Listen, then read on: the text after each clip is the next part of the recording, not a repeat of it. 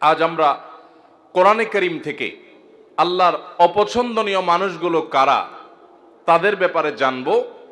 এবং আজকের এই মাহফিলে যদি আমাদের কারোর মধ্যে সেই গুণটি থাকে, সেই দোষটি থাকে, সেই বদঅভ্যাসটি থাকে যেটার কারণে আল্লাহর অপছন্দনীয় মানুষের তালিকায়, আল্লাহর অপ্রিয় মানুষের তালিকায় আমার নাম চলে গেছে, তাহলে সেক্ষেত্রে আমরা দ্রুততার সাথে এই মাহফিলে বসেই তওবায়ে নাসুহা করে, খাঁটি অন্তরে তওবা করে এখান থেকে আমরা যাব যে ওই বদঅভ্যাসটা ত্যাগ করে আল্লাহর প্রিয় পাত্র হওয়ার চেষ্টা করব। ঠিক আছে তো ইনশাআল্লাহ? তাহলে আমরা কোরআনের আয়াত থেকে আপনাদেরকে জানাবো যে আল্লাহ অমুককে অপছন্দ করেন। আপনি সাথে সাথে টর্চ দিয়ে দেখবেন আপনার মধ্যে সেটা আছে কিনা, আমি সাথে সাথে দেখবো আমার মধ্যে আছে কিনা। যদি দেখি যে আল্লাহর অপছন্দনীয় মানুষদের যে তালিকা আছে তাদের মধ্যে আমিও পড়ে যাই, তাহলে মাহফিল থেকে উঠার আগে আগে এখানে বসেই নিয়ত করে ফেলবো যে এই বদঅভ্যাসটা ছেড়ে আল্লাহর অপছন্দনীয় মানুষের কাতার থেকে আমাকে বের হতে হবে। কারণ আল্লাহর অপছন্দনীয় মানুষের তালিকায় যদি নাম থাকে, এই লোক আল্লাহর সৃষ্টি জগতের সবচেয়ে হতভাগা, সবচেয়ে কপাল পোড়া। কারণ আল্লাহ কাউকে অপছন্দ করেন, ঘৃণা করেন, এর মানে হলো তার ঠিকানা জান্নাত না জাহান্নাম। আজ আমরা কোরআনে কারীম থেকে আল্লাহর অপছন্দনীয় মানুষগুলো কারা তাদের ব্যাপারে জানব। অতএব আল্লাহর অপছন্দনীয় মানুষদের তালিকা জেনে সেই তালিকায় নিজের অন্তর্ভুক্তির কথা যদি আমরা টের পেয়ে যাই, কাল বিলম্ব না করে জানার সঙ্গে সঙ্গে তওবা করব, তওবায়ে নাসুহা করব, খাঁটি অন্তর থেকে তওবা করব যে আল্লাহ আমি এখান থেকে বেরিয়ে এসেছি। আপনি তওবা করে যদি সেটা ছেড়ে দেন এবং ওই বদঅভ্যাস থেকে বেরিয়ে আসেন, আপনি অটোমেটিকলি স্বয়ংক্রিয়ভাবে আল্লাহর অপছন্দনীয় মানুষদের তালিকা থেকে আপনার নাম আপনি কাটায় নিলেন ইনশাআল্লাহ। এরপর কোরআনে আল্লাহর পছন্দনীয় মানুষদের যে তালিকা আছে, আল্লাহ তাআলা ধৈর্যশীলদেরকে ভালোবাসেন। ইন্নাল্লাহা ইউহিব্বুল মুতাওয়াক্কিলিন, তিনি আল্লাহর প্রতি ভরসাকারীদেরকে আল্লাহ ভালোবাসেন। ইন্নাল্লাহা ইউহিব্বুত তাওয়াবিন, আল্লাহ তওবাকারীদেরকে ভালোবাসেন। ওয়া ইউহিব্বুল মুতাতাহিরিন, পবিত্রতা ভালোভাবে অর্জন করে যারা, সুন্দর করে ওযু করে, ভালো করে ফরজ গোসল করে, উত্তম রূপে কাপড় চোপড় পাক সাফ করে, এই মানুষগুলোকে আল্লাহ তাআলা পছন্দ করেন। আল্লাহর পছন্দনীয় মানুষের তালিকাও কোরআনে দেওয়া আছে। আমরা সেই তালিকায় প্রবেশ করতে পারবো যদি অপছন্দনীয় মানুষের তালিকা থেকে নিজেকে বের করতে পারি। সবাই নিয়ত করবো তো ইনশাআল্লাহ? মোহতারাম হাজরিন, 6 নম্বর পারার একেবারে প্রথম আয়াত। এই আয়াতে আল্লাহ রাব্বুল আলামিনের অপছন্দনীয় মানুষদের অপছন্দনীয় কাজের কথা আল্লাহ তাআলা বলেছেন। সর্বপ্রথমে আমরা সেটিকে বলতে চাই। সেটা কি? সেটা হলো কোনো মন্দ কথা, কোনো খারাপ কথা, কোনো বাজে কথা, এটা যদি কেউ প্রকাশ করে বেড়ায়, এটা যদি বলে বেড়ায়, এটা বলে জাহেজ, যেটা যদি জাহির করে বেড়ায়, এটা যদি ছড়াছড়ি করে বেড়ায়, তো এটা আল্লাহ অপছন্দ করেন। কারণ কোনো খারাপ জিনিস যদি ছড়াছড়ি করা হয় তাতে সমাজে ভালো হয় না খারাপ হয়?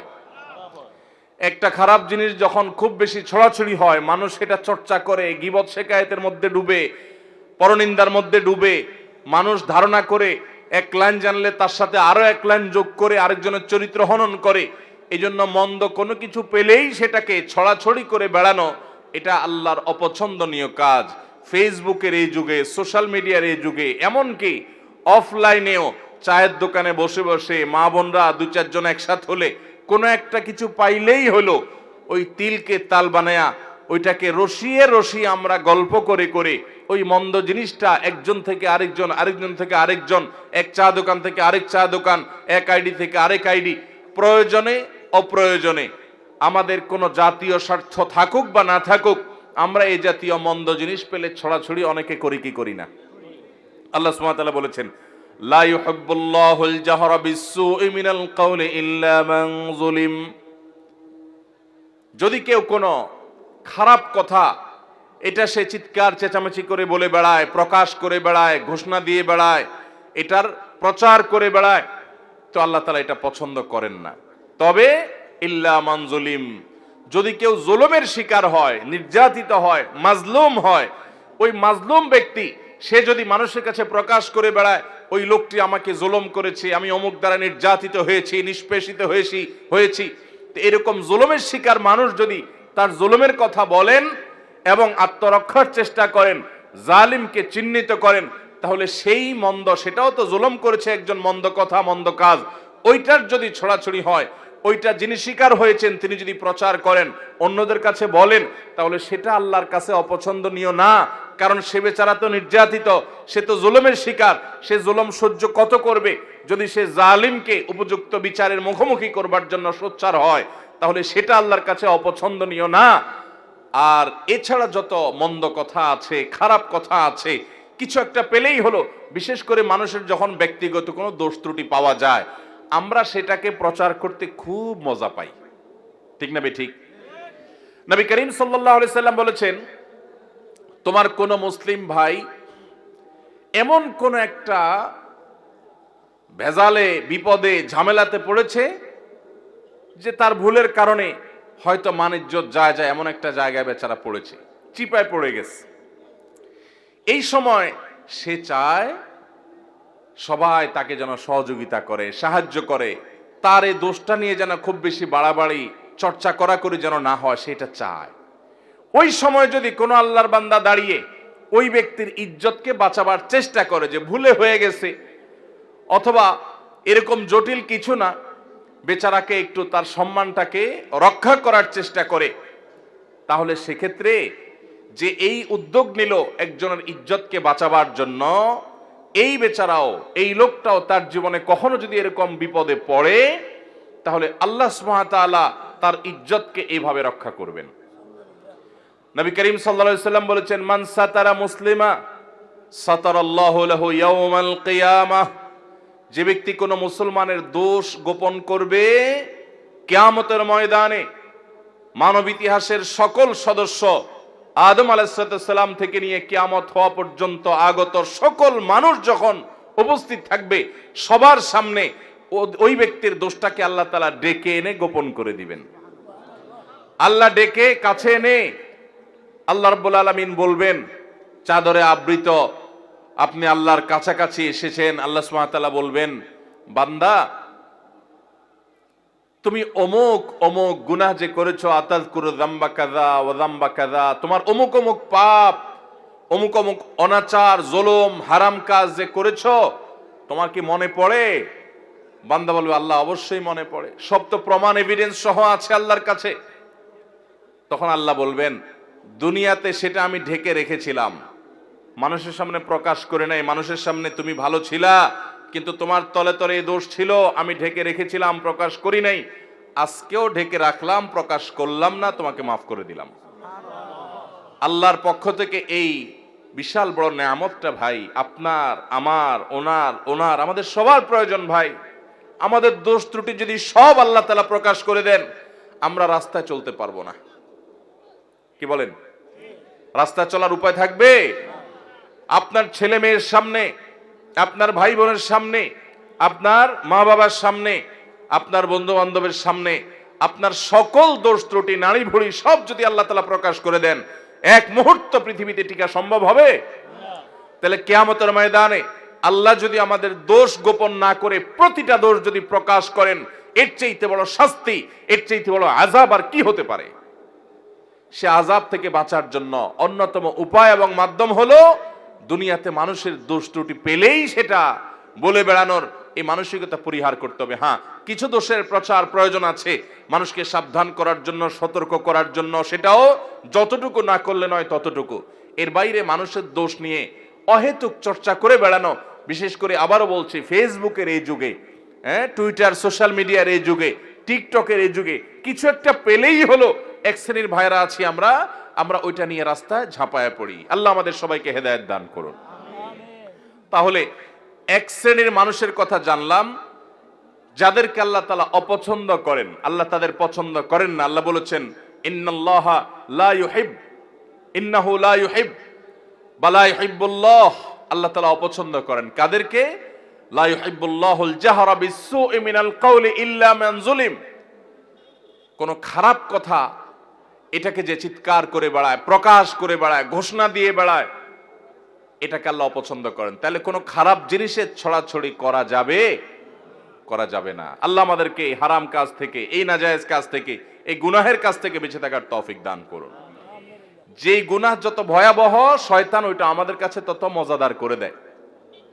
তাহলে একটা জানলাম আমরা, খারাপ জিনিসের ছড়াছড়ি, খারাপ কথা, খারাপ বিষয়, খারাপ ঘটনা, এগুলার অপ্রয়োজনীয় বিশেষ কোনো স্বার্থ বা যৌক্তিক কারণ ছাড়া ওইটার ছড়াছড়ি আল্লাহ তাআলা পছন্দ করেন না।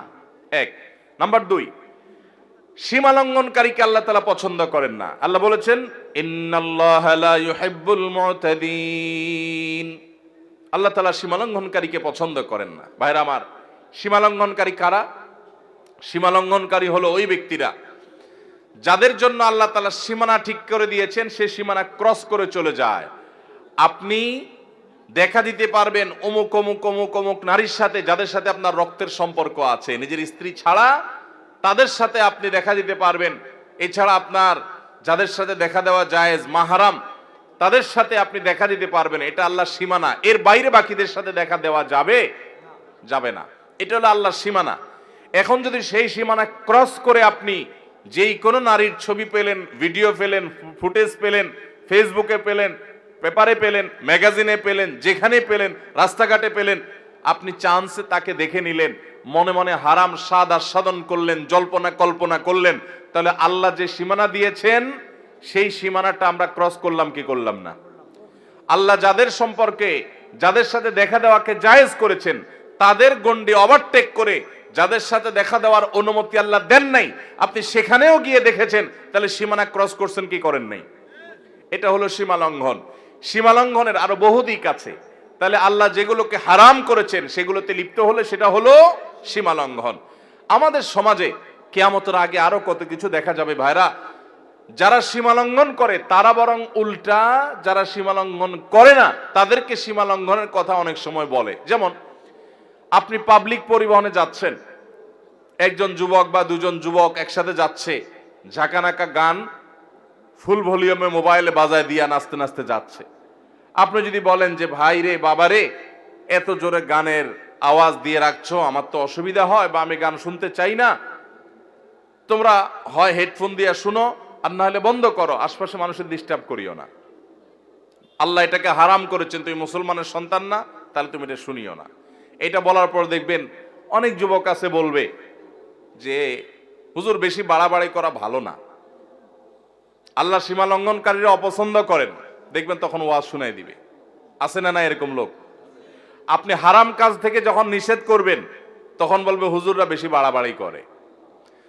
তো যে ব্যক্তি আল্লাহর সীমানা ক্রস করে চলে গেল, বাড়াবাড়ি তো সে করলো, যে নিষেধ করলো সে তো বরং আল্লাহর সীমানা ক্রস করতে নিষেধ করেছে, সে তো বরং সীমার মধ্যে থাকতে চাচ্ছে। অতএব সীমা লঙ্ঘন করা যাবে না, আল্লাহর সীমার মধ্যে থাকতে হবে। ঠিক একইভাবে আল্লাহ যা হালাল করেছেন সেটাও অনেকে হারাম করে, আল্লাহ যা বলেন নাই নিজে থেকে সেটাও অনেকে বলে, এগুলো সবগুলো সীমা লঙ্ঘনের শামিল। তাহলে দ্বিতীয় প্রকার মানুষ যাদেরকে আল্লাহ অপছন্দ করেন তারা হলো সীমা লঙ্ঘনকারী। আল্লাহ আমাদেরকে সকল প্রকার সীমা লঙ্ঘন থেকে, আল্লাহর হদ এবং সীমানাকে অতিক্রম করা থেকে আল্লাহ তাআলা আমাদেরকে বেঁচে থাকার তৌফিক দান করুন। তাহলে আল্লাহর কোন সীমানা লঙ্ঘন করব না। নাম্বার 3, যারা খেয়ানত করে, আমানত দিলে আমানত রক্ষা করে না, আমানত নষ্ট করে, পাপিষ্ঠ খারাপ মানুষ, গুনাহ করে বেড়ায়, নাজায়েজ কাজ করে বেড়ায়, কোনো ভয় নাই তার অন্তরে, এই মানুষগুলোকেও আল্লাহ তাআলা পছন্দ করেন না। কোরআনে কারীমে আল্লাহ রাব্বুল আলামিন তাদের সম্পর্কে বলেছেন ইয়ামহাকুল্লাহুর রিবা ওয়া ইউরবিস সাদাকাত। আল্লাহ তাআলা রিবা এটাকে ধ্বংস করবেন, সুদকে ধ্বংস করেন, আর সাদাকাতকে আল্লাহ রাব্বুল আলামিন বাড়িয়ে দেন। ওয়াল্লাহু লা ইউহিব্বু কুল্লা কাফফারিন আযীম। আর সকল আল্লাহ তাআলা অবিশ্বাসীকে, কাফিরকে, বেঈমানকে, আল্লাহর প্রতি যাদের ঈমান নাই তাদেরকে, এবং পাপিষ্ঠ খারাপ মানুষকে আল্লাহ তাআলা অপছন্দ করেন, তাদেরকে আল্লাহ তাআলা পছন্দ করেন না। আল্লাহ তাআলা আরো বলেছেন ইন্নাল্লাহা লা ইউহিব্বু মান কানা খাওয়ানান আথীমা। যারা খেয়ানতকারী, কথায় কথায় খেয়ানত করে মানুষের সাথে, এবং পাপিষ্ঠ অপরাধ করে, কথায় কথায় নাজায়েজ কাজ করে, আল্লাহর ভয় নেই, তার দিল কাঁপে না, এই মানুষগুলোকে আল্লাহ তাআলা অপছন্দ করেন। খেয়ানতকারী আমরা অনেকেই আছি, এমনকি অনেকে আছেন 5 ওয়াক্ত নামাজ পড়েন আবার খেয়ানতকারী। কিভাবে? আপনার কাছে কেউ কোনো টাকা পয়সা রেখেছে, আপনি সেটা ভেঙে ফেলেছেন। এবার যখন যিনি জমা রেখেছেন চেয়েছেন দিচ্ছি দেব করে টালবাহানা করছেন, এই যে আমানত রাখার পরে টাকাটা ভেঙে ফেলেছেন, এটার নাম খেয়ানত। এটার নাম কি? এরকম বহু প্রকারের খেয়ানত আছে। আপনার প্রতিবেশী মেয়ে, তাদের প্রতি আপনি চোখ চুরি করে, আপনি বাঁকা করে তাদের দিকে তাকালেন, তাদের সৌন্দর্য অবলোকন করলেন, চালাকি করে করে দেখলেন, আপনি খেয়ানত করলেন। তিরমিজির হাদিসে আসছে, নবী করিম সাল্লাল্লাহু আলাইহি ওয়াসাল্লাম বলেছেন, ইযা হাদ্দাসা আর-রাজুলু ফালতাফাতা ফাহিয়া আমানা। কেউ আপনার সাথে কথা বললো, কথা বলার পর আরেক দিক ফিরলো, তাহলে আপনার কাছে বলার পর যদি সে বলে ভাই কথাটা কাউকে বলা যাবে না, তাহলে এই কথাটাও আমানত। এই কথাটাও কি? আমানত। আপনি যদি এটা আরেকজনের কাছে বলে বেড়ান তাহলে খেয়ানত হলো, সেটা আমানতের কি হলো? এরকম আমানতের খেয়ানত আমরা অনেকে করি কি করি না? ইমানদার কখনো খেয়ানতকারী হতে পারে না। ইমানদার এরকম বিশ্বাসযোগ্য হবে যে পৃথিবী চলে যাবে, ইমানদারের সততা আদর্শ টলতে পারে না। আজ গোটা দেশে গোটা দুনিয়াতে এত মুসলমান, কিন্তু বিশ্বস্ত মুসলমান পাওয়া যায়? ভাইরা আমার, আমরা যে নবীর উম্মত, আমরা কি জানি আমাদের প্রিয় নবী সাল্লাল্লাহু আলাইহি সাল্লাম কত বিশ্বস্ত ছিলেন? তিনি নবী হওয়ার আগে মক্কাবাসীর কাছে আলামিন হয়েছেন। কি হয়েছেন? উনি আগে আলামিন হয়েছেন, তারপরে কি হয়েছেন? নবী এবং রাসূল হয়েছেন। কিরকম আলামিন, কি পরিমাণ বিশ্বস্ত ছিলেন? শুধু একটা ঘটনা বলি। উনি যখন মক্কা থেকে মদিনায় হিজরত করতে চলে যাবেন, এই হিজরতের সফরটা কি তার খুব আরামের, খুব আনন্দের, আনন্দ ভ্রমণ টাইপ কিছু ছিল? মক্কার মানুষদের, জালিমদের অত্যাচারে অতিষ্ঠ হয়ে টিকতে না পেরে আল্লাহর অনুমতিতে তিনি মক্কা ছেড়ে মদিনায় হিজরত করতে হয়েছে। যেই এলাকার মানুষের জুলুমে, তাদের নির্যাতনে, নিষ্পেষণে নিজের মাতৃভূমি ছেড়ে চলে যেতে হয়েছে, ওই মানুষগুলো বেঈমান, অনেক কাফের, অনেক মুশরিকরা, তারা নবী করিম সাল্লাল্লাহু আলাইহি ওয়াসাল্লামের প্রতি ঈমান আনে নাই, কিন্তু তারা জানতো মক্কার সবচেয়ে নির্ভরযোগ্য, সবচেয়ে আস্থার উপযুক্ত, সবচেয়ে বিশ্বস্ত মানুষটা হলো মুহাম্মদ সাল্লাল্লাহু আলাইহি সাল্লাম। এই জন্য তাদের দামি দামি সম্পদ, সোনা গহনা, টাকা পয়সা, এগুলো তারা মুহাম্মদ সাল্লাল্লাহু আলাইহি সাল্লামের কাছে এসে আমানত রেখে যেত। তার প্রতি ঈমান আনতো না, কিন্তু তাকে জানতো যে দুনিয়া উল্টে গেল তার আদর্শ উল্টিবে না, পৃথিবীর সকল ব্যাংকের চাইতে বিশ্বস্ত ব্যাংক হলো তিনি, এই জন্য তার কাছে জমা রেখে যেত। নবী করিম সাল্লাল্লাহু আলাইহি সাল্লাম হিজরতের সময় আলী রাদিয়াল্লাহু তাআলা আনহুকে ডেকে বুঝাই দিয়ে গেলেন যে দেখো, রাতের অন্ধকারে আবু বকরকে সাথে নিয়ে উনি তো চলে যাবেন পরিকল্পনা করেছেন, আলী রাদিয়াল্লাহু তাআলাকে রেখে গেলেন, তুমি 3 দিন মক্কায় থাকবা এবং এই যে জিনিসগুলো আছে, এটা অমুকের, এটা অমুকের, এটা তমুকের, এগুলো তাদের কাছে যার যারটা বুঝাই দিবা। এই লোকগুলার জুলুমে অতিষ্ঠ হয়ে মক্কা পার হয়ে যাচ্ছেন, কিন্তু ওই সময়টাতে পর্যন্ত তাদের রেখে যাওয়া আমানতটা তাদের কাছে পৌঁছানোর ব্যবস্থা করতে তিনি ভুলেন নাই। এর নাম হলো মুহাম্মদ সাল্লাল্লাহু আলাইহি সাল্লাম। আজ আমাদের অবস্থা কি বলেন? দোকান থেকে বাকি খেলে ওই দোকানের সামনে দিয়ে আর হাঁটি না, অন্য দোকান থেকে নগদ খাই, ওই দোকানের ধারে কাছেও যাই না। এ হলো আমাদের ইমানের অবস্থা, এ হলো আমাদের বিশ্বাসের অবস্থা, এ হলো আমাদের আস্থার অবস্থা। আমরা মনে করি শুধু নামাজ কালাম পড়লে মুসলমান হওয়া যায়। মুসলমান অবশ্যই তাকে বিশ্বস্ত হতে হবে, আস্থাশীল হতে হবে, মুসলমানকে আমানতদার হতে হবে। আমানতের খেয়ানতকারী, মানুষের কথা এর কথা ওর কাছে লাগায়, মানুষের গোপনীয় কথা বলে বেড়ায় এবং মানুষের টাকা পয়সা তসরুপ করে, আমানতের খেয়ানত করে, এই ব্যক্তি কখনো ভালো মুসলমান হতে পারে না। এই জন্য ভাইরা আমার, তৃতীয়ত আল্লাহর কাছে অপ্রিয় ব্যক্তি হলো আমানতের খেয়ানতকারী ব্যক্তি এবং যত প্রকার পাপাচার আছে এগুলোতে লিপ্ত ব্যক্তি। 4 নম্বর, জালিম, অত্যাচারী, অবিচারী।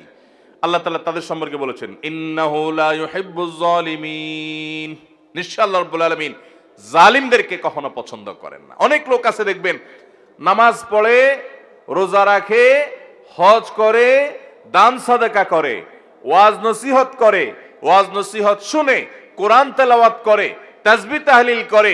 অনেক মহিলারা, মা বোনরা আছেন, তারা পর্দা পুশিদাও করে, কিন্তু আবার অন্যের প্রতি জুলুমও করে। আছে না নাই? শাশুড়ি তসবিহ হাত থেকে নামে না, কিন্তু ছেলের বউর উপর অত্যাচার করে। আছে না নাই? নিজের মেয়েটার শরীরটাতে তাও দেয়, আর আরেকজনের মেয়েকে পুত্রবধূ করে আনছে, তাকে খাটাতে খাটাতে পাগল বানায় ফেলায়। আছে না নাই? নিজের মেয়েটার কোনো দোষ চোখে পড়ে না, কিন্তু পরের মেয়েটার শুধু দোষ না গুণটাও দোষের মতো দেখে। আছে না নাই? অনেক শ্বশুর আছেন কপালে দাগ পড়ে গেছে সিজদা দিতে দিতে, কিন্তু জুলুম করেন, নানাভাবে জুলুম করেন। জমিতে যখন তিনি চাষাবাদ করতে যান আরেকজনের আইল ঠেলেন, জমি বাড়ান। আছে না নাই? ভাইরা আমার, অনেক ভাইরা আছি আমরা দুর্বল পেলে, গরিব মানুষ পেলে তাদের উপরে চড়াও হই, তাদের উপরে অত্যাচার করি, তাদের হক নষ্ট করি, তাদের উপরে জুলুম করি। মনে রাখবেন, জুলুম এত ভয়াবহ অপরাধ, এত ভয়াবহ অপরাধ, কিয়ামতের ময়দানে কোন চতুষ্পদ জন্তু তারা কি আমাদের মতো তাদের আমলের কোনো হিসাব নিকাশ হবে? গরু, ছাগল, হাঁস, মুরগি, যত রকমের আল্লাহর সৃষ্টি আছে মানুষ ছাড়া, জিন ছাড়া, তাদের কোনো হিসাব নিকাশ হবে? আল্লাহ তাআলা হাঁস মুরগিকে বলবেন যে কি পরিমাণ খাইছো, হালাল খাইছো না হারাম খাইছো, হিসাব দিয়ে যাও। এরকম কোন কথা আছে কোরআন হাদিসে? হাঁস মুরগি যদি আরেকজনের ঘরে যায়া তার প্লেট থেকে ভাত খেয়ে চলে আসে, কিয়ামতের ময়দানে আল্লাহ তাদেরকে জাহান্নামের শাস্তি দিবেন, এমন কোনো কথা আছে? কারণ তাদের এইসব হিসাব নিকাশ নাই, এগুলো হবে মানুষের। কিন্তু ভাইরা আমার, জুলুম এরকম একটা অপরাধ, এরকম একটা গুনাহ, জীবজন্তু পশু পাখিরাও যদি একজন আরেকজনের প্রতি জুলুম করে, কিয়ামতের ময়দানে শুধু ওই একটা অপরাধের বিচার তাদের হবে। নবী করিম সাল্লাল্লাহু আলাইহি সাল্লাম বলেছেন, শিং বিশিষ্ট কোন প্রাণী, ধরুন একটা গরু, সে শিং নাই এমন একটা প্রাণীকে যদি গুতা মারে, অর্থাৎ অত্যাচার অবিচার করে, দুর্বল যে তার প্রতি, কিয়ামতের ময়দানে আল্লাহ তাআলা ওই দুর্বলকে শিং দিবেন, অর্থাৎ শক্তি দিবেন, দিয়ে বলবেন যে এবার তুমি ওই সবল যে তোমার প্রতি জুলুম করেছিল দুনিয়াতে, তুমি তার প্রতিকার, তার বিহিত করতে পারো নাই, বিচার পাও নাই, আজকে তুমি তার প্রতিশোধ গ্রহণ করো। একই মাপের গুতা তাকে মেরে তার শাস্তি, তার প্রায়শ্চিত্ত তুমি নিশ্চিত করো, বুঝিয়ে দাও। তাদেরকে সৃষ্টি করবেন আবার আল্লাহ তাআলা।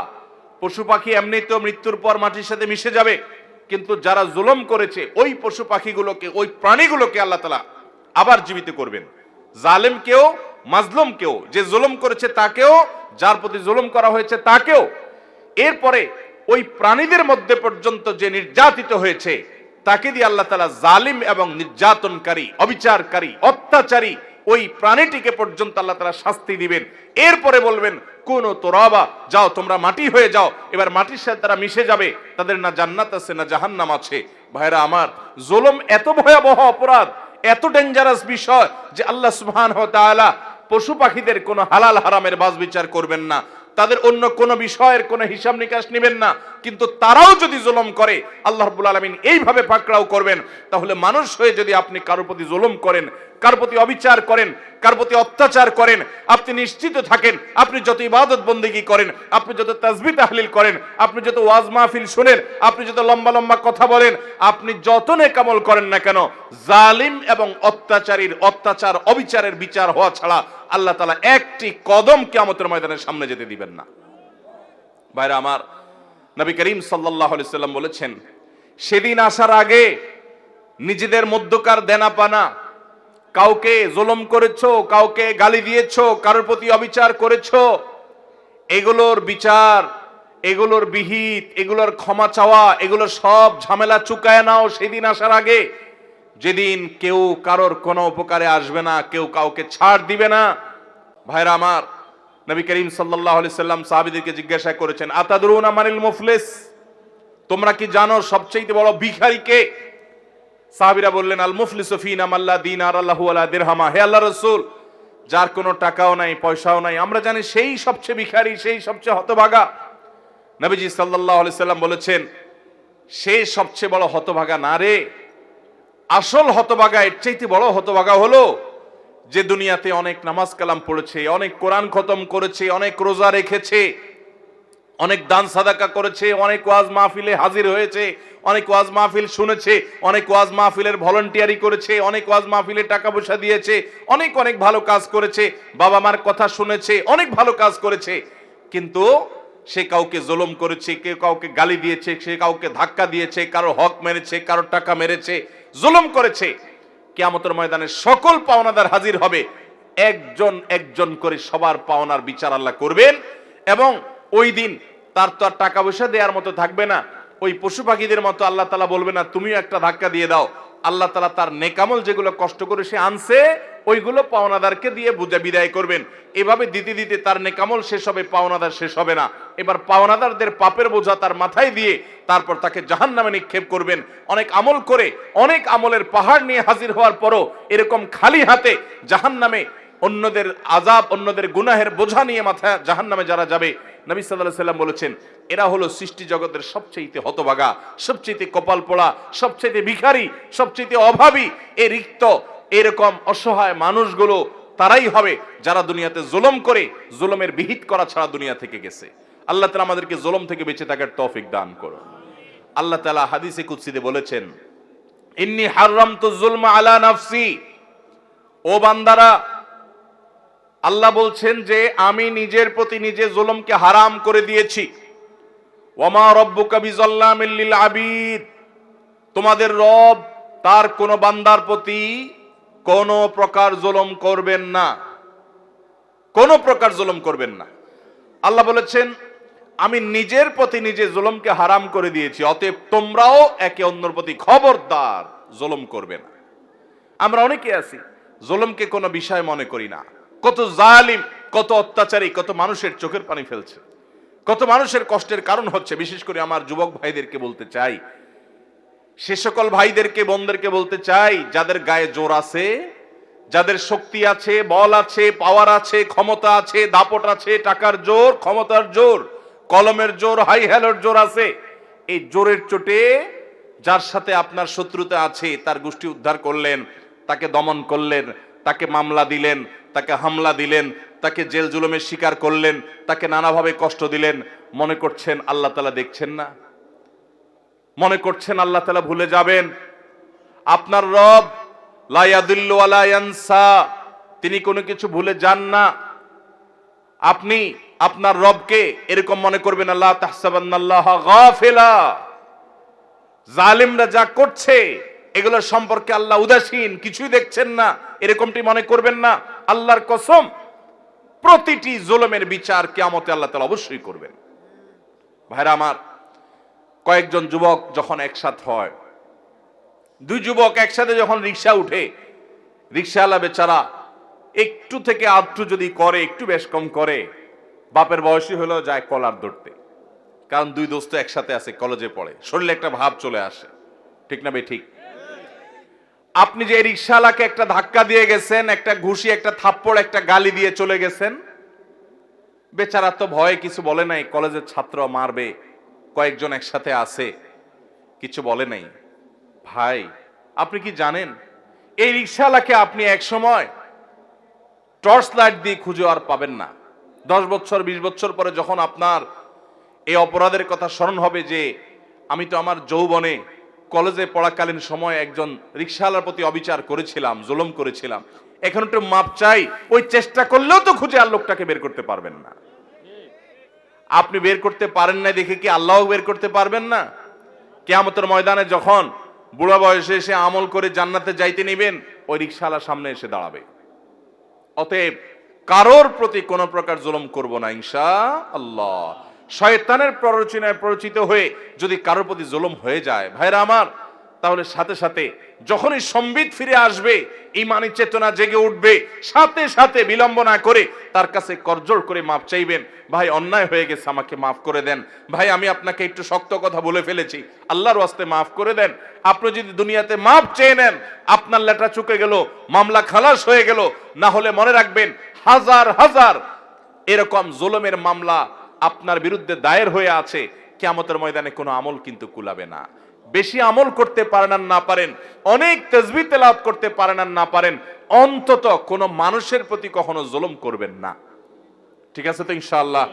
যুবক ভাইয়েরা, শক্তিকে নিয়ন্ত্রণ করব তো ইনশাআল্লাহ? কয়েকজন বন্ধু একসাথে যখন বাসে উঠেন, কন্ট্রাক্টর বেচারা যা ভাড়া দেয়, 5-6 জন কলেজের ছাত্র, ইউনিভার্সিটির ছাত্র একসাথে থাকলে দেখলে আর বেশি বাড়াবাড়ি করে না। যদি বেশি বাড়াবাড়ি করে, চোখ গোরানি দিলে বেচারা মনে করে থাক, যান বাঁচাই। আছে না নাই? 10 টাকা 20 টাকা 50 টাকা কম দিয়ে চলে আসলেন, বেচারা ভয়ে কিছু বলে নাই। আপনি মনে করছেন শেষ এখানে, এই মামলা এখানে শেষ নাকি এখান থেকে শুরু? এই মামলা ফাইল হয়ে গেছে আল্লাহর আদালতে, আপনি টেরও পান নাই। কিয়ামতের ময়দানে এটা খোলা হবে। ভাইরা আমার, জুলুমের বিচার শুরু হলে রক্ষা হবে না। এই জন্য জুলুম থেকে বাঁচবো তো ইনশাআল্লাহ। আয-যুলমু যুলুমাতুন ইয়াওমাল কিয়ামা, কিয়ামতের দিন জুলুম বহুমুখী অন্ধকার হয়ে আসবে। শ্বশুর বৌমার প্রতি, শাশুড়ি বৌমার প্রতি, বা বৌমা, আজকাল অনেক সময় অনেক বৌমা শ্বশুর শাশুড়ির প্রতি জুলুম করে। অনেক বৌমা দেখা যায় দেবর ননদদের প্রতি জুলুম করে, স্বামীকে তাদের সঙ্গে মিশতে দেয় না, টাকা পয়সা দিতে দেয় না, তারা জুলুম করে। আবার অনেক সময় দেখা যায় শ্বশুর শাশুড়ি বৌমার উপর জুলুম করে, প্রতিবেশীর উপরে জুলুম করে, মালিক অধীনস্থের উপরে জুলুম করে, অধীনস্থ মালিকের প্রতি জুলুম করে, বাপ সন্তানের প্রতি জুলুম করে, সন্তান বাবার প্রতি জুলুম করে, ভাই বোন পরস্পরের প্রতি জুলুম করে, কাস্টমার মালিক দোকানদারের প্রতি, দোকানদার কাস্টমারের প্রতি, এরকম নানা শ্রেণী পেশার মানুষ শাসক প্রজাদের প্রতি, প্রজারা শাসকদের প্রতি জুলুম করে কি করে না? আল্লাহ আমাদের সব ধরনের জুলুম থেকে বেঁচে থাকার তৌফিক দান করুন। তাহলে 4 নম্বর আল্লাহর অপ্রিয় অপছন্দনীয় মানুষ হলো জালেম। আমরা জানলাম আমার মধ্যে যদি জুলুম থাকে আমি আজকেই তওবা করব, আল্লাহ আমাদেরকে তৌফিক দান করুন। নাম্বার 5, অহংকারী, দাম্ভিক। অহংকারী মানুষকে আল্লাহ তাআলা অপছন্দ করেন। আল্লাহ তাআলা বলেছেন, ইন্নাল্লাহা লা ইউহিব্বু মান কানা মুখতালান ফখুরা, যারা গর্ব করে বেড়ায়, অহংকার করে বেড়ায়, এই মানুষগুলোকে আল্লাহ তাআলা পছন্দ করেন না। আল্লাহর ঘৃণিত, আল্লাহর অপছন্দনীয় মানুষেরা যারা অহংকার করে। আমাদের সমাজে এরকম অহংকারের রোগ আমাদের অনেকের মধ্যে আছে, সেটাকে আমরা রোগ মনে করি না, ওইটাকে আমরা আত্মসম্মান মনে করি। আত্মসম্মান না, অহংকার এক জিনিস আর আত্মসম্মান আরেক জিনিস। আপনি নিজেকে বড় করলেন, বড় মনে করলেন, ভাবসাব নিয়ে রাস্তাঘাটে গেলেন, একটু বড় লোকের ছেলে, ক্ষমতাবান মানুষের ছেলে, আপনার চলাফেরার ভিতরে একটা ভাবসাব আসলো, বাকিদেরকে মানুষ মনে করলেন না, এটা হলো অহংকার। এই অহংকারটা আমাদের মধ্যে আছে না নাই? কারোর কাছে জ্ঞানের অহংকার আছে, কারোর কাছে পয়সার অহংকার আছে, কারোর ক্ষমতার অহংকার আছে, কারোর নাম যশ খ্যাতির অহংকার আছে। ও মালিক, আপনি আমাদের অন্তরকে অহংকার থেকে ধুয়ে মুছে পরিষ্কার করে দিন। যার অন্তরে বিন্দু পরিমাণ, জাররা পরিমাণ অহংকার থাকবে, সরিষার দানা পরিমাণ অহংকার থাকবে, ওই ব্যক্তিকে আল্লাহ রাব্বুল আলামিন জান্নাতে প্রবেশ করা হারাম করে দিয়েছেন। নো এন্ট্রি, তার জান্নাতে প্রবেশের কোনো সুযোগ নেই। ভাইরা আমার, আল্লাহর হাবিব সাল্লাল্লাহু আলাইহি সাল্লাম আল্লাহর কাছে বিনয়ী হওয়ার জন্য দোয়া করেছেন। আমাদেরকে বিনয়ী হওয়ার চেষ্টা করতে হবে। আমাদের নবীজি সাল্লাল্লাহু আলাইহি সাল্লাম বিনয়ী ছিলেন। বিনয়ী মানুষকে আল্লাহও ভালোবাসেন, বান্দারাও ভালোবাসেন, মানুষও পছন্দ করে। নরম মানুষ, ভদ্র মানুষ, বিনয়ী মানুষ। অহংকারী, দাম্ভিক এবং খুব বেশি গর্ব করে বেড়ায়, দাপট দেখায় বেড়ায়, এই মানুষগুলোকে মানুষও পছন্দ করেন না, আল্লাহও পছন্দ। অতএব মাটির মানুষ হব, চলাফেরায়, আচার আচরণে, কথায় যেন কোনো অবস্থাতে অহংকার প্রকাশ না হয়। আল্লাহ রাব্বুল আলামিন হাদিসে কুদসিতে বলেছেন, অহংকার হলো আমার চাদর। আল্লাহ বলছেন, এই অহংকার যদি কেউ করে তাহলে সে আমার চাদর নিয়ে টানাটানি করে, আর যে আমার চাদর নিয়ে টানাটানি করে আল্লাহ রাব্বুল আলামিন তাকে ছিঁড়ে ফেলবেন, তাকে জাহান্নামে নিক্ষেপ করবেন, তার জন্য জান্নাত হারাম। অতএব অহংকার করা যাবে না। আল্লাহ আমাদেরকে বিনয়ী হওয়ার তৌফিক দান করুন। 6 নম্বর হলো যারা সমাজে ফাসাদ সৃষ্টি করে। ফাসাদ সৃষ্টি করে, ফাসাদের মধ্যে সবচেয়ে বড় ফাসাদ অনেক মুফাসসিরদের মতে কাবিরা গুনাহ যারা লিপ্ত হয়, শিরকে যারা লিপ্ত হয়, শিরক করে, এটা বড় ফাসাদ। ঠিক একইভাবে দুনিয়াতে শান্তি নষ্ট করে যারা, দেখবেন অনেক লোক আছে দাঙ্গা হাঙ্গামা, গন্ডগোল, ফাসাদ, মারামারি, কাটাকাটি, এগুলোই তাদের ভালো লাগে, ফাসাদ করতে ভালো লাগে, শান্তি ভালো লাগে না। আল্লাহ বলেছেন, ইন্নাল্লাহা লা ইউহিব্বুল মুফসিদিন, আল্লাহ তাআলা ফিতনা এবং ফাসাদকারী মানুষকে পছন্দ করেন না। এটা হলো 6 প্রকারের মানুষ, 6 নম্বর প্রকার। 7 নম্বর হলো ওই সমস্ত মানুষগুলো যারা অহমিকা দেখায়, অহংকার করে, আগে যে ফখর করে, গৌরব করে, বড়াই করে বেড়ায়, তাদেরই মতোই, সেটারই আপনার আল্লাহ রাব্বুল আলামিন ভিন্নভাবে প্রকাশ করেছেন, ইন্নাহু লা ইউহিব্বুল মুস্তাকবিরিন, যারা ইস্তেকবার করে, যারা সত্যকে অস্বীকার করে, অহমিকা বশত মানতে চায় না, আল্লাহ তাআলা তাদেরকে পছন্দ করেন না। 8 নম্বর হলো যারা দুনিয়া পেয়ে এত খুশি হয়ে যায় যে মনে হচ্ছে সে জান্নাত হাতের কাছে পেয়ে গেছে। মানে দুনিয়াদার যখন খুব মারাত্মক পর্যায়ের হয় তখন দুনিয়া পেলেই সে শুধু খুশি হয়, বাস তার কাছে আখিরাতের কোনো দাম নাই। মনে রাখবেন, দুনিয়ার কোনো নেয়ামত পেলে খুশি হওয়াটা দোষের না, কিন্তু আনন্দে আত্মহারা হয়ে গেলেন, এটার মানে হলো আপনার অন্তরে দুনিয়া ভরে গেছে। কথা কি বুঝাতে পারছি? অনেক লোক আছে দেখবেন যে দুনিয়ার কোনো অর্জন হলে খুশিতে একদম বাগবা, সে লাফালাফি, মনে হচ্ছে জান্নাত পেয়ে গেছে। আবার দুনিয়ার যদি কোনো ক্ষতি হয়ে যায়, সে এমন ভাবে ভেঙে পড়ে, মনে হচ্ছে তার সব শেষ হয়ে গেছে। এটা কোনো মুসলমানের চরিত্র না। ইমানদারের চরিত্র হলো দুনিয়া অর্জন হচ্ছে, আলহামদুলিল্লাহ, আল্লাহ শুকর আদায় করলাম, এত আহামরি খুশির কিছু নাই, কারণ আমি তো এখনো জান্নাত পেয়ে যাই নাই। ঠিক না ভাই? ঠিক। আমি যে খুশি হয়েছি, এই খুশি হওয়াটা আমার 16 কলায় পরিপূর্ণ হতো, এই খুশি হওয়াটা আমার পূর্ণতা পেত যদি আল্লাহ আমাকে জান্নাতের ঘোষণা দিতেন। কোরআনে আল্লাহ বলেছেন, ফামান যুহজিহা আনিন নারি ওয়া উদখিলাল জান্নাতা ফাকাদ ফাজ, যাদেরকে জাহান্নাম থেকে আস্তে আস্তে দূরে সরানো হবে, আর কিয়ামতের দিন জাহান্নাম থেকে তাকে মুক্ত ঘোষণা করা হবে, জান্নাতে যখন প্রবেশ করানো হবে, এই ব্যক্তি আসল সাকসেস, আসল সফল হয়ে গেল। তার এই সফলতা আর কখনো ব্যর্থতায় পর্যবসিত হবে না। এই হলো আসল সাকসেস এবং সফল মানুষ। ভাইরা আমার, সেই সফল, সেই সার্থক মানুষ আমাদেরকে হতে হবে এবং তার জন্য চেষ্টা করতে হবে। এই জন্য ইমানদারের সুখী হওয়ার একটা গুরুত্বপূর্ণ টনিক হলো এটা, যে ইমানদার কোনো অর্জনে খুব বেশি আত্মহারা হতে যাবে না, আনন্দ করবে, আনন্দ আত্মহারা হবে না। আবার কোনো ক্ষতিতে কষ্ট হতে পারে, মানুষ হিসাবে কষ্ট হওয়াটা স্বাভাবিক, কিন্তু কষ্টের চোটে ভেঙে পড়বে না। কথা কি বুঝাতে পারছি? ভাইরা আমার, আমি যখন মাদ্রাসায় পড়ি, আজ থেকে অনেক বছর আগের কথা, সম্ভবত 2 যুগ 2.5 যুগের মতো হয়ে গেছে। আমি অনেক ছোট ছিলাম। আমার মনে আছে যে একবার ঈদের সময় শহর থেকে গ্রামের বাড়িতে যাব, তো বাসের টিকিট পাওয়া খুব টাফ। আমি একটা টিকিট পেয়ে গেছি ভালো বাসে। তো খুব লাফাতে লাফাতে, আমার আব্বার এক বন্ধু ছিলেন, খুব দিনদার, খুব আল্লাহ ভীরু, এখনো বেঁচে আছেন। আমার সে চাচার কাছে এসে খুব আনন্দ জাহির করতে করতে একটু বেশি আনন্দ করছিলাম, ছাত্র মানুষ, যে চাচা আমি তো টিকিট পেয়ে গেছি। তখন চাচা আমার এই অতিরিক্ত আনন্দ দেখে বললেন, বাবা তুমি মাদ্রাসায় পড়ো, তুমি আলেম হতে যাচ্ছ, তোমার এই অতিরিক্ত আনন্দটা আমার কাছে ভালো লাগে নাই বাবা।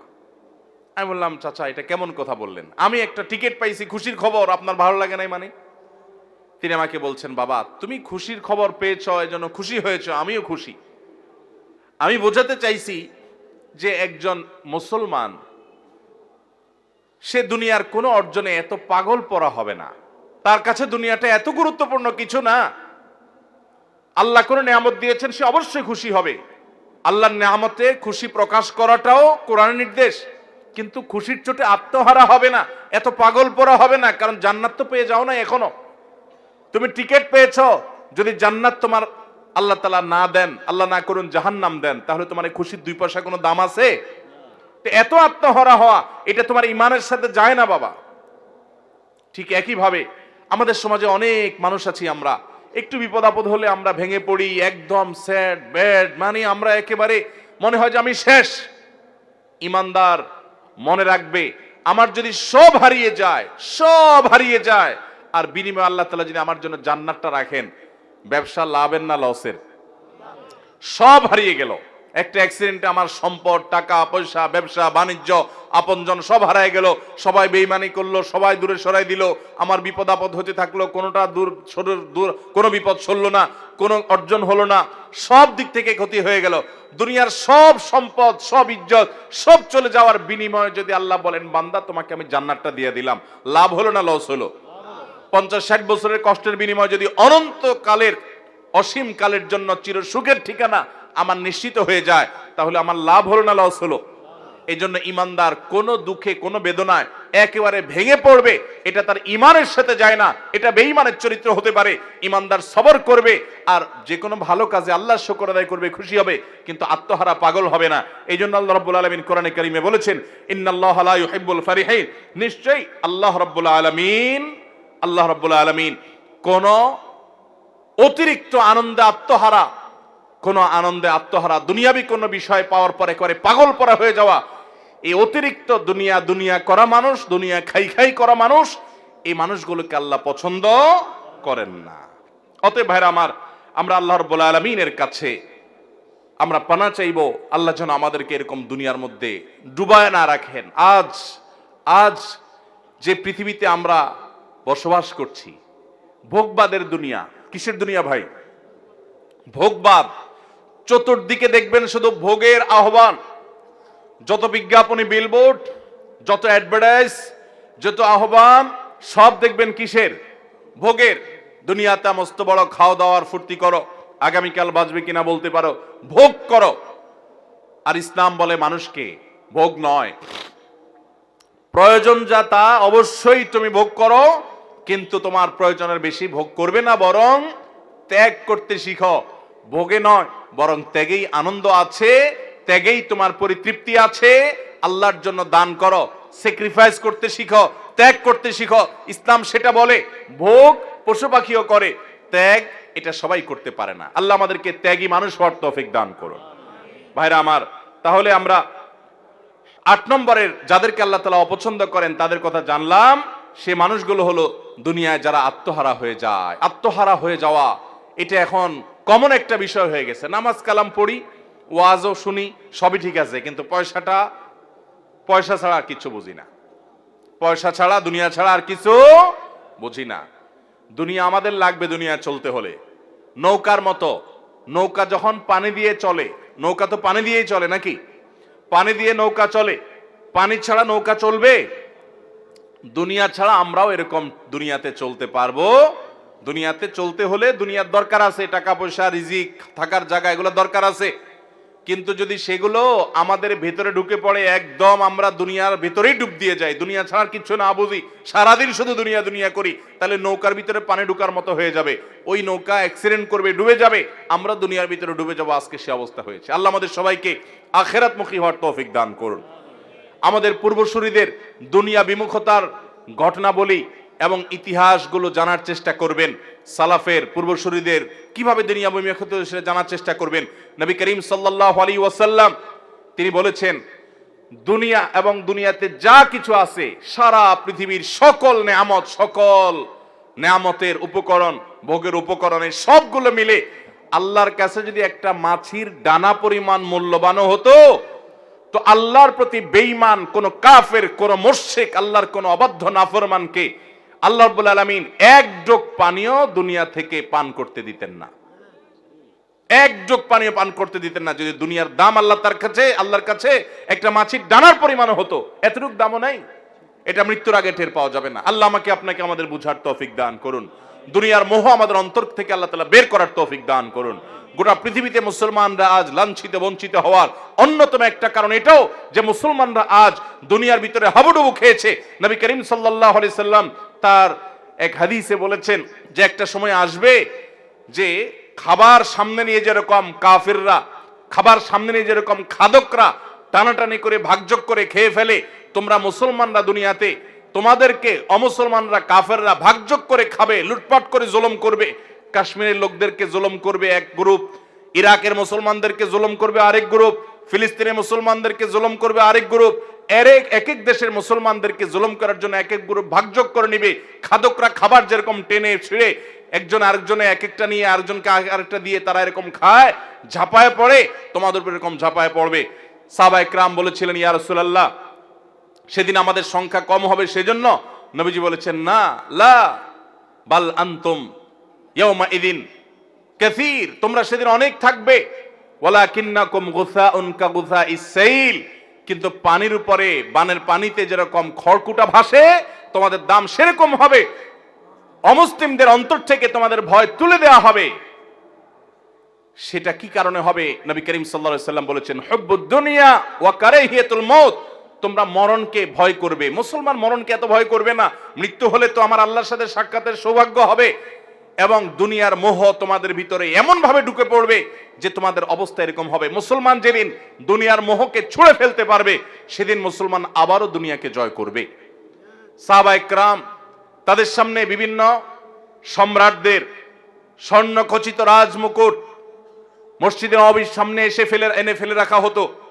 সাহাবায়ে কেরাম দেখে শ্লেষের সাথে, ঠাট্টার সাথে তাকাতেন, উষ্ঠা মারতেন, ওইটাকে দাম দিতেন না। কারণ তারা জানতেন দিন শেষে এটা দুনিয়া, এর একটা শেষ আছে। মুসলমানের দৃষ্টিতে অনেক গভীরে, অনেক দূরে, সে তো জান্নাত পর্যন্ত দেখে, দুনিয়ার এই সামান্য নজর না। আল্লাহ আমাদের সবাইকে সেরকম মানুষ হওয়ার তৌফিক দান করুন। সেজন্য সাহাবীরা গোটা দুনিয়া শাসন করেছেন, গোটা দুনিয়া তাদের পদতলে এসেছে। আজ দুনিয়া খাই খাই করে দেখে আল্লাহ মুখিতার বিপরীতে, আখিরাত মুখিতার বিপরীতে দুনিয়া মুখিতা আজ আমাদেরকে গ্রাস করে ফেলেছে। এজন্য কাফের মুশরিকরা গোটা পৃথিবীকে ভোগবাদী করে তোলার অপচেষ্টা লিপ্ত। তারা জানে মুসলমানদেরকে ভোগবাদী করতে পারলে মুসলমানদেরকে পদানত করা যাবে, হয়েছেও তাই। এজন্য দুনিয়া, অন্তর থেকে দুনিয়ার মোহকে আমাদেরকে বের করতে হবে। আল্লাহ তাআলা সেজন্য বলেছেন ইন্নাল্লাহা লা ইউহিব্বুল ফারিহিন, অতিরিক্ত দুনিয়া নিয়ে খুশি হওয়া, অতিরিক্ত দুনিয়ার মোহে নিজে হাবুডুবু খেয়ে দুনিয়ার জন্য পাগল পড়া হওয়া মানুষ, এগুলোকে আল্লাহ তাআলা পছন্দ করেন না। 9 নম্বর যে মানুষগুলোকে আল্লাহ পছন্দ করেন না তারা হলো অপচয়কারী। আল্লাহ বলেছেন ইন্নাহু লা ইউহিব্বুল মুসরিফিন। অপচয় আমাদের মধ্যে আছে না নাই? অপচয় এখন অনেকেই আমরা করি। আমরা মনে করি যে পয়সা করে কিছু হলেই বোধহয় একটু অপচয় না করলে আমার ধনী এবং বড়লোকগিরি জাহির হয় না। অথচ ইমানদার কখনো অপচয় করতে, আল্লাহ তাআলা কোরআনে কারিমে আমাদেরকে বলেছেন যে আল্লাহর নেককার বান্দাদের বৈশিষ্ট্য, ইবাদুর রহমানের বৈশিষ্ট্য হলো ওয়াল্লাযীনা ইযা আনফাকু লাম ইউসরিফু ওয়া লাম ইয়াকতুরু ওয়া কানা বাইনা যালিকা কাওয়ামা। আল্লাহর রহমানের বান্দা হলেন তারা যারা যখন খরচ করে না অপচয় করে, অপব্যয় করে না, তারা কৃপণতা করে। নবী করিম সাল্লাল্লাহু আলাইহি ওয়াসাল্লাম কৃপণতা থেকে পানাহ চেয়েছেন, আল্লাহুম্মা ইন্নী আউযু বিকা মিনাল বুখলি ওয়াল জুবন। আল্লাহ, আপনার কাছ থেকে আমি পানাহ চাই বখল থেকে, কৃপণতা থেকে। আল্লাহ রাব্বুল আলামিন আমাদেরকে মধ্যমপন্থী হওয়ার তৌফিক দান করুন। ব্যয়ের ক্ষেত্রে মধ্যম পন্থা অবলম্বন করতে হবে, অপচয় করা যাবে না, অপব্যয় করা যাবে না। 10 নম্বর যে মানুষগুলোকে আল্লাহ রাব্বুল আলামিন অপছন্দ করেন সেটি এসেছে নবী করিম সাল্লাল্লাহু আলাইহি ওয়াসাল্লামের হাদিসে। তিনি বলেছেন ইন্নাল্লাহা লা ইউহিব্বুল ফাহিশা ওয়াল মুতাফাহহিশ।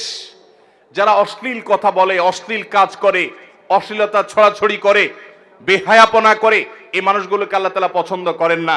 ঠিক একই ভাবে মুতাফাহহিশ সম্পর্কে মুহাদ্দিসরা অনেকে বলেছেন, এর মানে হলো যারা অশ্লীলতা এটা প্রকাশ্যে করে, সবার সামনে খুল্লম খোলাভাবে অশ্লীলতা করে, কোনো রাগঢাক করা ছাড়া অশ্লীলতা করে, এটাকে পেশা বানিয়ে নিয়েছে, এটাকে নেশা বানিয়ে নিয়েছে, এই মানুষগুলোকে আল্লাহ তাআলা পছন্দ করেন, আল্লাহ তাআলা অপছন্দ করেন। ভাইরা আমার, 12 নম্বর আল্লাহ যাদেরকে অপছন্দ করেন তারা হলেন ওই সমস্ত মানুষেরা যারা ইসবাল করে, যারা টাকনুর নিচে পুরুষ হয়ে লুঙ্গি, জুব্বা, চাদর, প্যান্ট, পাজামা এগুলো পরে, এই ইসবালকারীদেরকে আল্লাহ তাআলা পছন্দ করেন না।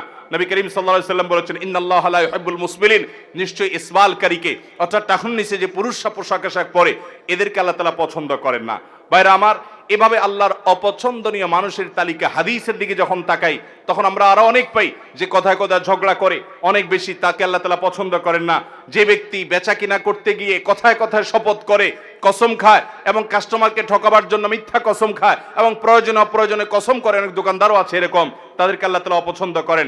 ঠিক একইভাবে যে ব্যক্তি গরিব হয়ে আবার অহংকার করে, আল্লাহ তাআলা তাদেরকে অপছন্দ করেন। যে ব্যক্তি ধনী হয়ে জুলুম করেন, তাদেরকে আল্লাহ তাআলা অপছন্দ করেন। যে ব্যক্তি দুনিয়াটা খুব ভালো বুঝে, আখিরাতের কিছুই বুঝে না, এই মার্কালা মানুষ আমাদের সমাজে এখন ভরা, এরা আল্লাহর অপছন্দনীয় মানুষের তালিকায় আছে। আল্লাহর অপছন্দনীয় মানুষের তালিকা এরকম খুঁজলে আমরা আরো অনেক পাবো কোরআন এবং হাদিসের আলোকে। আমরা কোরআন থেকে এবং নবী করিম সাল্লাল্লাহু আলাইহি ওয়াসাল্লামের হাদিস থেকে আল্লাহর অপছন্দনীয়, আল্লাহ যাদেরকে ঘৃণা করেন, অপছন্দ করেন, সে মানুষগুলোর তালিকা জানলাম। আল্লাহ যাদের অপছন্দ করেন তারা কোথায় যাবে? জান্নাতে না জাহান্নামে? আল্লাহর অপছন্দের মানুষগুলো কি জান্নাতে যাওয়ার সুযোগ আছে? তাহলে আমাদেরকে মন্দ কথার ছড়াছড়ি এটা থেকে বেরিয়ে আসতে হবে। এই গুনাহের কাজ করা যাবে না, এটাকে শিল্পে পরিণত করা হয়েছে আজকাল সোশ্যাল মিডিয়াতে, এবং সীমা লঙ্ঘন করা যাবে না। সীমা লঙ্ঘন কি সেটা আবার বুঝতে হবে। হারামকে যদি কেউ ওভারটেক করে যায় সেটা সীমা লঙ্ঘন। আল্লাহ যা বলেন নাই সেটাও যে বলে সে সীমা লঙ্ঘন করে। ঠিক একইভাবে কোনো খেয়ানত করা যাবে না, আমানতের খেয়ানত করা যাবে না, আমানত রক্ষা করতে হবে। পাপিষ্ঠদের আল্লাহ তাআলা অপছন্দ করেন। জুলুম করা যাবে না, জালিমদের আল্লাহ অপছন্দ করেন। অহংকার করা যাবে না, তাদেরকে আল্লাহ অপছন্দ করেন। ফাসাদ সৃষ্টি করা যাবে না, তাদেরকে আল্লাহ অপছন্দ করেন। অহমিকা অবসত সত্য অস্বীকার করা যাবে না, তাদেরকে আল্লাহ অপছন্দ করেন। এবং দুনিয়ার মোহে আচ্ছন্ন হয়ে এটার জন্য পাগল পরা হওয়া যাবে না। আল্লাহ তাআলা এরকম দুনিয়া পাগল মানুষগুলোকে অপছন্দ করেন। ভাইরা আমার, অশ্লীলতা যারা করে, রাগঢেক না করে যারা অশ্লীলতাকে শিল্পে পরিণত করেছে, বেহায়াপনাকে যারা শিল্পে পরিণত করেছে, এই মানুষগুলো আল্লাহ অপছন্দের এবং ঘৃণার।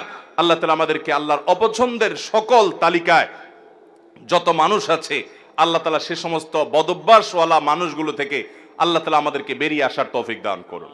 সবাই এই সমস্ত বদভ্যাসগুলো ছাড়বো তো ইনশাআল্লাহ? আল্লাহর প্রিয় পাত্র হওয়ার চেষ্টা করবো তো ইনশাআল্লাহ?